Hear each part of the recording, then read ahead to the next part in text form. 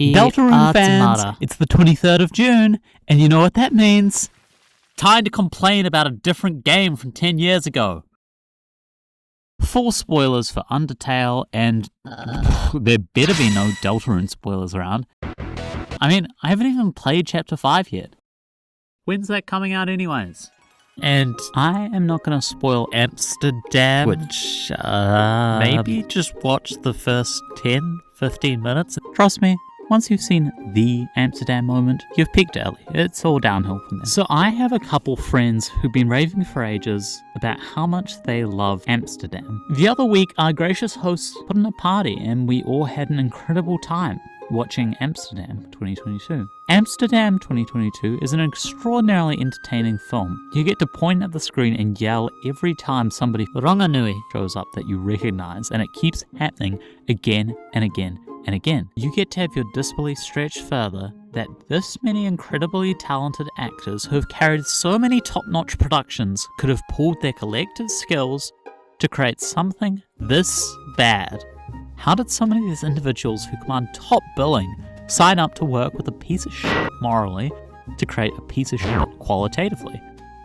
Well, the hosts already had their hua. They defended the film as many incredible talents pooling their collective skills to create something bad.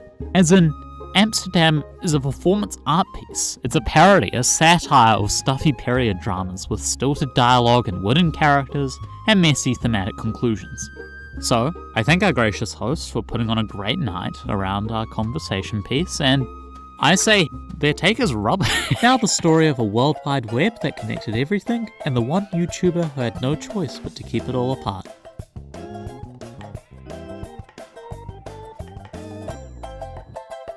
It's spoiler, I hardly. Skilled people set out to succeed and wind up with trash all the time. I'm the biggest Star Wars fan alive. It's at the heart and soul of my interest in film that the same director who invented all this invested everything he had into a grand vision that turned out like this. I'm haunted by the kiss, and now that I'm with you again, that you should never have given me, I'm in agony. More than that, I think it's incumbent on anybody who makes creative stuff to believe that skilled people doing their best, putting a lot of effort into something for a while, can err and make really bad things. Because otherwise, any major failure, any sustained mistake, any train wreck slow motion slump over the finish line you cannot rescue is proof that you're not skilled, that you're not talented, that you can never succeed at trying to do good. And if I believed that, I would have deleted this channel ages ago. I'm only here creating videos that keep me up at night because I don't think their faults mean I can't pull off making something good sometimes. This video is not a review of Amsterdam 2022. God forbid anybody finds my letterbox crash. That whole intro serves two purposes. Reason number one, to make sure we're on the same page that me criticizing something you like should have zero bearing on whether you enjoy it. Second reason, I want to make clear that I'm not inventing a boogeyman to fight against here. The province of ridiculous professional French art house film critics alone. There is a legitimate perspective out there that things can be made bad on purpose in order to be good in their own unique way, and we can debate which art falls under that banner. So, for instance, I would accept that that description applies to a momentumless and sometimes baffling film like In Bruges. I don't love In Bruges, but it reaches some incredibly high highs by daring to ask what happens when you send miserable, suicidal, morally reprehensible Airehi to a dull as bricks little Belgian town where nothing ever happens. Not exactly a conventional filmmaking script for success. My previous video on Undertale discussed what makes the game one of the greatest to ever do it. Undertale very purposefully lets you play an RPG where your choices do matter. Normally, a game accommodates typical gamer decisions. Killing a few monsters and experimenting with your options won't boomerang back on you. Undertale will produce undesirable outcomes if you do that. If you want to attain that blissful 10 out of 10 ending, you have to play the game in a completely counterintuitive fashion that subverts gaming norms. For instance, you have to keep sparing Toriel even when the game is giving you no positive feedback for doing so. That's one extreme. What about the other? What happens if you completely abandon any trace of personal human investment in the game, and instead of playing with your options and letting some live and some die, you treat Undertale purely as a pile of code? Obviously, you want to make the numbers go up, because the bigger the number, the higher the level you get to, and the more accomplished you are. And the monsters do keep spawning. They come slower and slower, but they're still coming. What happens if you keep killing them? Are they just bundles of code who will keep coming in, shattering the illusion of the underground as a frail harbor for only so many monsters? Or has Toby Fox thought about this too? Well, this is one of the best games of all time, so of course he has. Toby Fox is not often brought up in conversations about so bad it's good entertainment or existentialist art. Yet for all the acclaim he's won for setting out to make something really good and producing something phenomenal, Fox himself reckons that his signature masterpiece is an 8 out of 10. Though it was released almost a year ago, I have the same opinion of it. It's about an 8 out of 10 niche RPG game. If you like the characters and the humour, you'll probably like it and forgive it for its flaws. If you don't, you'll probably hate it. Surprisingly, there are many people who like this game. Though I did work hard, there's definitely a lot of luck involved in having a game become this popular. Fair. Something that is not a 10 out of 10 that you experience and you can see the faults in that you can't call perfect can still belong on a best of all time list. An 8 out of 10 can represent a profound and unique leap forward. And just to prove it, and because I refuse to replay the same old gameplay footage from the last video, through this video I will use background footage from movies that, to me, fit that description. As a player, I'm forgiving of many of the little details that I'm sure as a creator he got hung up on. What can be so easy as a creator to sweat over, a player will breeze through so long as they're entranced with the wider experience. That's why the neutral route is a 10 out of 10 for me. That's why the true pacifist route is a 10 out of 10 for me. But I still agree with Toby. I think Undertale is one of the best games ever made, one of the most revolutionary and influential steps taken within the industry, and it's also an 8 out of 10 game. Because, to me, the bad route is just, That's a word from Te Reo Māori. Translated to English, kino means bad.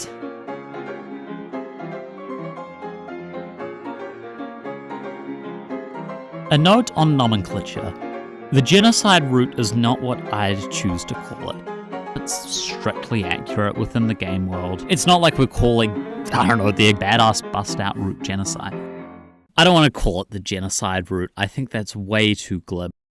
Undertale is a funny pixel game. Its contents can be interpreted as an allegory around racism, but Fox is obviously not trying to seriously explore ethnic cleansing through the lens of the goat monarchy.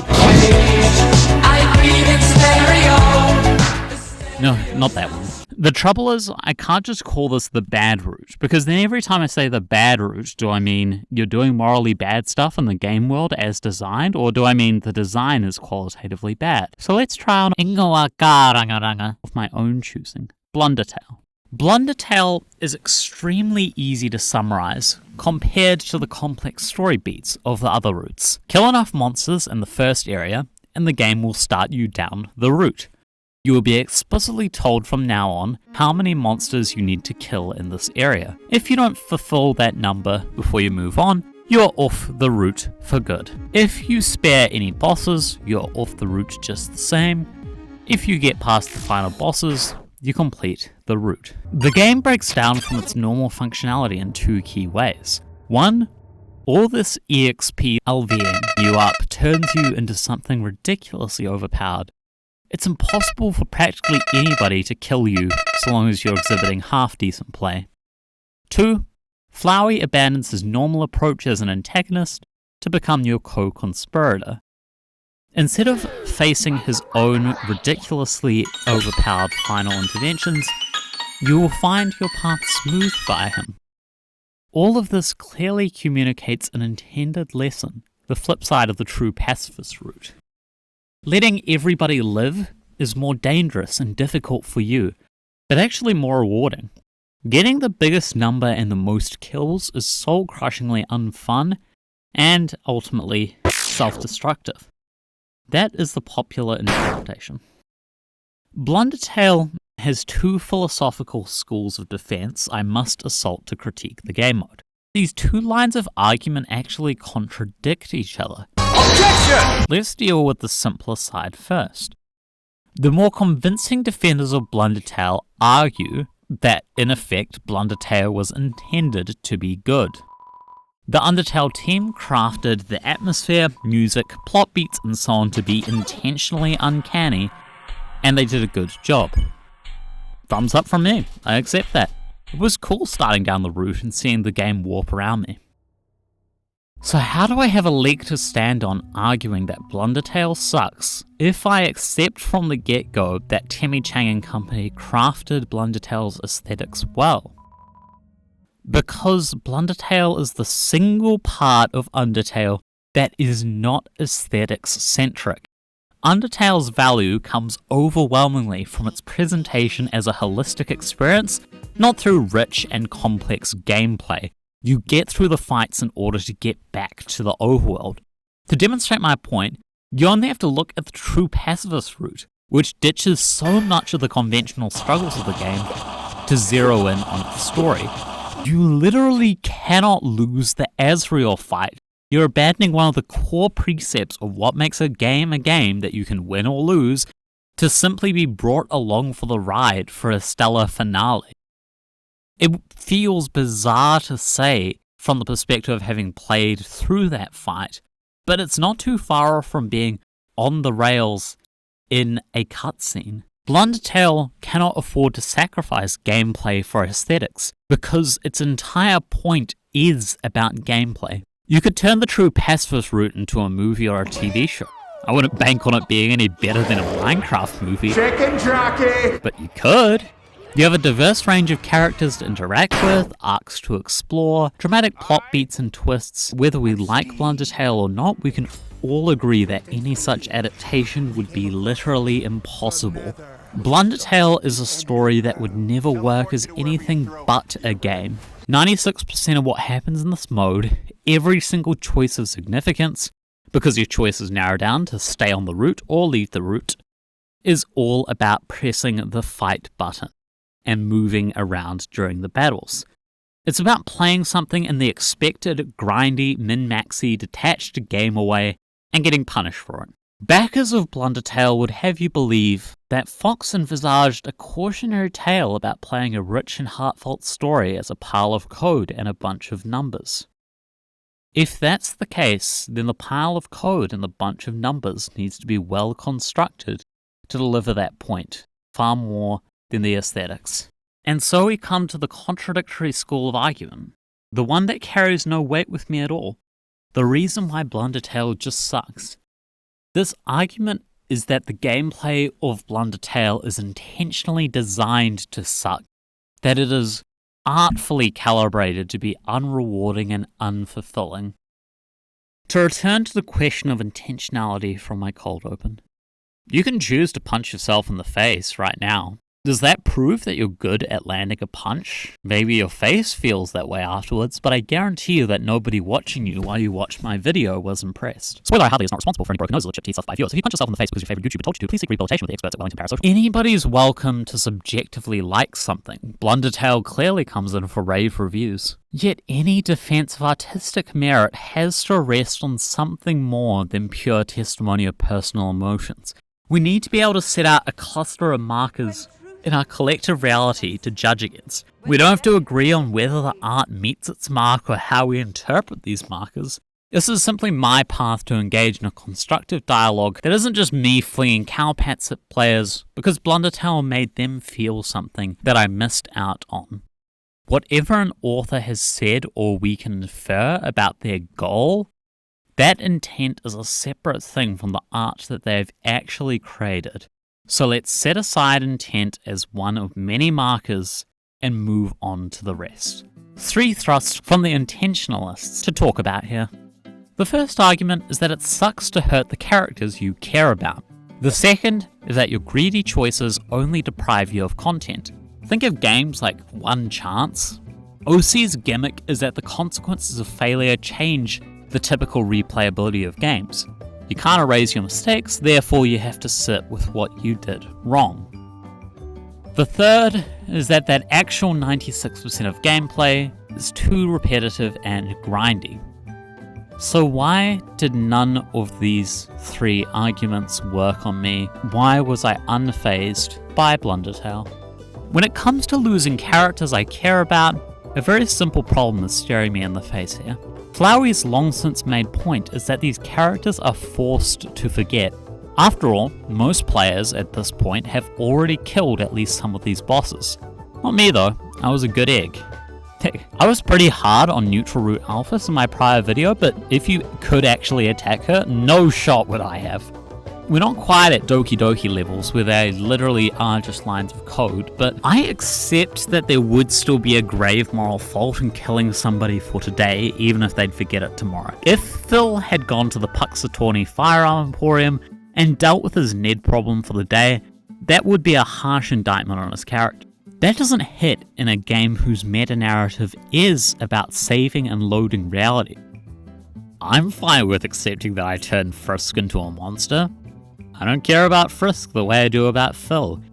She is not an independent character with agency and personality to me. She's just a vehicle for my control over gameplay. When I think about Undertale's characters, I care about the characters with lines and agency independent of mine and real personality. When I ask myself, where are they now? What are they doing? I think about their true pacifist versions I liberated and led to become the best versions of themselves. I didn't cry because of what we lost. I smiled because of what we have. I needed an extra step from BLUNDERTALE to feel like the blunder victims were the permanent versions of the characters. Instead, I happily reset them without feeling guilt for what I did to them, because there wasn't the aesthetic work in there to truly feel the horror of what I did to them individually. The aesthetic stuff applies broadly to the overworld. For the specifics, there's only the gameplay. The worst offender, who feels like a borderline character assassination, is Asgore. I love Asgore in the rest of the game. Rich, tragic character, hates the idea of fighting, feels like he has to pick up a weapon against you. In this timeline, where he would obviously have the most reason to fight you and the least reason to pity you, he offers you a cup of tea and a lie down. You can speculate that he's simply collapsing under the weight of fear, but then we're playing the intentionality game again, not Undertale. Undertale itself does not show us why he diverges in this way. To me, it's out of character. His death is so immensely impactful in the neutral route. His death in BLUNDERTALE comes at the climactic moment, and his death in BLUNDERTALE is... And Flowey doesn't even gaff, which, like... Toby, did you play the main game? Like, is this Asgore Flowey stuff not important? Utterly redundant, because mere seconds later, Flowey's death has an identical thematic point to make. BLUNDERTALE does a shockingly poor job of conveying how you, a horrifying little nuclear bomb ripping through any monster in sight, has transformed the underground. Buildings on fire and busted wagon wheels might be a little bit much, but once we get past the excellent "please don't hurt my family" note, we see no more signs of panicked departure. It simply feels like you're playing a demo version with content stripped out. Hotland, undoubtedly the lowest point of BLUNDERTALE, doesn't even get to utilize empty space. Why is the region still full of wandering monsters? At this point of the timeline, the mass evacuation has taken place. Zero new lines of dialogue about getting left behind and wondering what's going on. If BLUNDERTALE's overworld has a single high point, surely the shock of seeing Gerson. He drops bar after bar. And yet, he still sold me the CTs I used to literally destroy the world without so much as a markup, never mind some more lines contributing to meta-narrative. So BLUNDERTALE's last chance to score some points with me in the character department was tossed away. The first thrust of the intentionalists fails, I don't care about what I did to the monsters. As far as I'm concerned, I'm still best of friends with all of those monsters and save them all. I suppose Azrael turned into a flower. That's not on me. That's not on me, okay? On to the second. Did I feel punished? Did I selfishly regret my decisions? Did I lose out on content? As discussed previously, you can just reset everything. BLUNDERTALE only worsens your experience in one concrete way, corrupting the true pacifist ending. It's a good little stinger. I'm aware my complaint here is unfounded because I chose to do this to myself. I am also aware I can edit this corruption out of the game file, so even this isn't set in stone. Still, I want to complain. I would like to be able to share the game with other people who want the experience and want to make different choices from me. When I think about the kinds of friends who would give it a shot, I know that they would never embark on BLUNDERTALE, and yet there's no way to leave the game completely fresh for them while also checking if my file editing has worked. Given that file editing is easily interpretable as part of the meta-narrative too, I'd appreciate some kind of flag in-game. But the actual reality at stake here, in terms of what materially is and is not locked within the game, is that the vast majority of people do miss out on BLUNDERTALE's content. And I'd be completely fine with that. I needed a walkthrough just to correctly reach true pacifist. The super secret spooky mode doesn't need any obvious arrows pointing at it, except the vast majority of players miss out on very important exposition from Flowey. His monologue is the final piece of the puzzle to actually understand the game's plot. Of course, this exposition lacks the emotional impact of the absolutely transcendent Undertale itself, but intellectually, Flowey's monologue is enormously satisfying. So not only does the mode want you to speed through to the parts it's excited to show you, it will reward you for doing something different. Given that Undertale is a tight game that'll take you a handful of hours, it's kinda nuts to lock so much of the plot away here. So I didn't feel that BLUNDERTALE kept me from content. My real issue is that you skip through so much of BLUNDERTALE itself. Papyrus's bangers, that's fine, they're comedy-based, they wouldn't fit here, and finding you can walk right past them is a cool way to signal how different this route is gonna be. But you skip so much of the physical regions. Most of Hotland is simply blocked off. If you would like to argue that it's emotionally kahuirangi to be forced to walk through empty corridors to re-experience the game, but worse, you can't actually do that for a huge chunk of BLUNDERTALE. It would actively make sense for Alphys's puzzles to still be active to slow you down and mislead you as to where the monsters have gone. The Echo Flowers are the one opportunity the game has to show a wide variety of monster experiences as they evacuate from the death ball rolling towards them. Nothing is scarier doesn't wash with me here. Everything else is already doing that. You're not going to cramp that by sharing broken, overheard snippets from hushed voices of scared monsters who are trying to hurry. Just give me anything to work with. So little could go so far here. And the boss fights. Let's run through them. Toriel is great for the shock value, no complaints. I really wanted to go up against Papyrus because I knew from tapping him in neutral route that he was an absolute fortress, and I've been looking forward to, when I finally get round to BLUNDERTALE, I can actually get into a proper fight with him. But I get it, it's just Papyrus. Mad Dummy changing up anything about that fight would give away the Sans twist. Okay, the Undying fight, it's not terrible or anything. My two big issues are, number one, battle with a true hero just doesn't inspire me too much. I have read so much of people being entranced with the aesthetics of this whole fight, and I just don't get it. And number two, the problem to me is that with the Sans fight, I feel like you can still react in the moment, even when you get like completely bewildering stuff coming out of nowhere. It's like, okay, if I was on my game, I could, for instance, still have dodged the blast first time.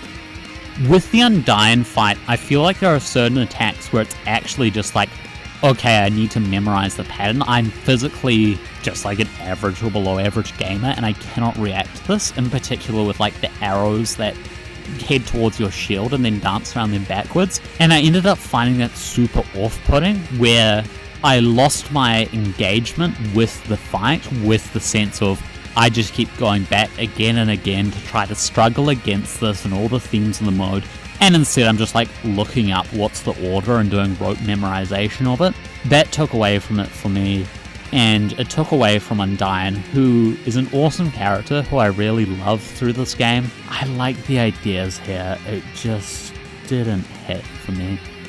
You can't really turn Asgore or Flowey into a fight without screwing the mode's themes, and they'd be a pacing disaster too, so I'm more just asking for aesthetic differentiation between them. But Muffet and Mediton legit are just letdowns. You can at least, if you want devil's advocate, that Muffet was only a Kickstarter edition and not priority to expand on, but Neo has all this build up over the entirety of Undertale to no payoff.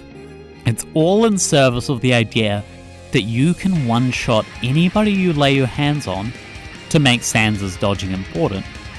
Right, Toby, if you want me to accept that, you have to let me one-shot regular monsters. You can't in this mode, you still have to multi-shot 96% of monsters. I am not satisfied with the second line of argument in favour of Blundertale. The boss fights just feel weird and cheap and hackneyed as a result because you have an edge up over the bosses that you don't for the rest of the game. Its own ludonarrative logic is inconsistent. Blundertale doesn't feel like it's holding you back from good Undertale times. It's simply an empty and underbaked mode. So does that at least force you to feel like you're having a bad time? Blundertale just isn't too grindy. I'm not a grinder. I've faced much more of a grind in many games that play the grind straight as a good thing you should want to engage in. This is too small and simple of a game to pull off the grind. Have you played like a 4X game or a grand strategy? What do you do when you're waiting for the turns to load? Read a book. I'm not saying that in like a I look down on people with a shorter attention span than me thing. Like, no, I literally cracked open the Count of Monte Cristo and just worked through the pages as I was working through Blundertale. You can say I was robbing myself of the rich experience of Blundertale by doing that instead of staring at the screen while I walk back and forth. I think I have enough other reasons to criticize the mode. I don't think the deciding factor is that I was too busy reading about what happened to the jeweler. Blundertale is all over the place. It wants to feign indifference to your experience, but it really wants to offer you a bonus for grinding out the game with a zero-sum speedrun mentality. Ultimately, it ends up rewarding you for the thing it's trying to criticize you for doing. So is there any saving grace to Blundertale? Anything that is not just something that I can give partial credit for, but truly worthy all round of the best game of all time?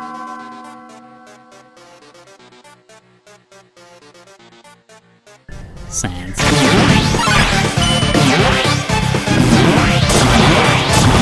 The intro to my previous video on Undertale got a little bit chopped up through editing, but what I was trying to communicate was my introduction to the game was from watching someone else play, and yeah, they were playing the Sans fight again and again and again. So I already knew this was coming, and as I played through the fight, I remembered parts of it, and I still rated it really highly, so I can only imagine for anyone who was fortunate enough to go into the Sans fight, truly blind. It really fits that this is the only place that you can fight him in the game because of everything going on thematically around he doesn't care, he stays out of it, he's lazy, it's only literally wiping out everyone else and threatening the entirety of the world that drags him into it. Basically, the only two things I can critique are, number one, the burning in hell line. Yeah, I'm on the fence about it. It kind of belongs more in the Asriel camp, I feel like, which is a character very much written with edginess in mind. And I do wish that Sans kept counting the deaths. I would have liked to see how high I got. Like, my gut tells me I probably died over 70 times, but I wouldn't be surprised if it's a lot more than that. But the rest of this fight, it's a banger opening with the blasts. Every single round of this fight is great. Fantastic use of the halfway point to make the fight something that you can actually engage with and not just feel like you're constantly screwed because of the fact that you can stop in the middle and get your health back, but also you have to calculate around, do I want to overload on health, etc, etc. My strategy ended up being, as mentioned earlier, bringing my CTs and using that chance to down them. I really felt like I had a fighting chance on practically everything besides that ending segment, which I could just never get right, CTs or no, I just didn't move correctly for it. But oh my god, it's a masterclass all round. You gotta play it. It both fits thematically with exactly what the mode is meant to be about, and is just an incredible gaming experience. So I've said all I have to say about why Blundertale is a blunder to me. So how can Undertale still be one of the best games of all time, even if we forget about the Sans fight? This mode has nothing to do with the experience of the large majority of players. We have to consider in particular the intent at release. This game was not expected to become one of the biggest and most influential indie games of all time. To even discover that this existed, it wouldn't happen because, like me, you just had vague awareness of the internet and you saw someone else playing it. It would be a true secret that only a few people who got really obsessed and dug into the game would discover, and it must have blown people's minds to find out that even though I've just described a segment of the game that feels empty and underbaked compared to other segments of the game, if you expected practically nothing to exist on this side of the game, mind-blowing stuff. It simply wouldn't make the most sense for Fox to invest his time working further on padding out Blundertale. You can enjoy and appreciate all the story and characters without hunting down this completionist lore. It's fine for some things to remain a mystery. You can be a perfectionist if you want, but there's no perfect way to live out the bigger picture. You're never going to have the time and the resources to make everything you want to do perfect. There are only trade-offs and hard choices. I'm nowhere near the level of creative brilliance and effort that went into Undertale, but I've learnt this lesson well from making my own videos. I struggled for a long time with perfectionism with them, and I wound up with my most recent video for May the 4th, putting out basically a 3-hour podcast because I was able to accept, right, I've already had a lot to say about a book. Kinda diminishing returns if I keep editing together every second of video over this. If there is a lesson from all of this, it's not that Undertale is secretly a fraudulent and overrated game I just exposed.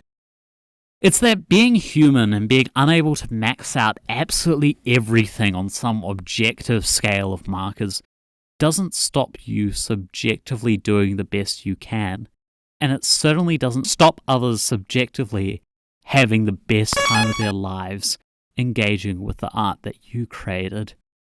Hit that 80% target, make your 8 out of 10 masterpiece, and move on to the things that you've got to do. I mean, lest we forget, Undertale came out in 2015. If Toby Fox had spent any longer fine-tuning Blundertale to address my every we wouldn't have Deltarune tomorrow.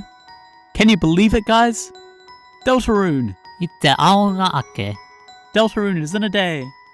Woohoo! I am so happy about this information. Deltarune, just a sleep away. Oh wow!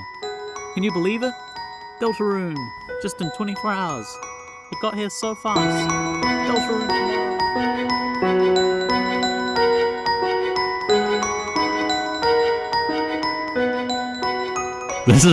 This is his wins.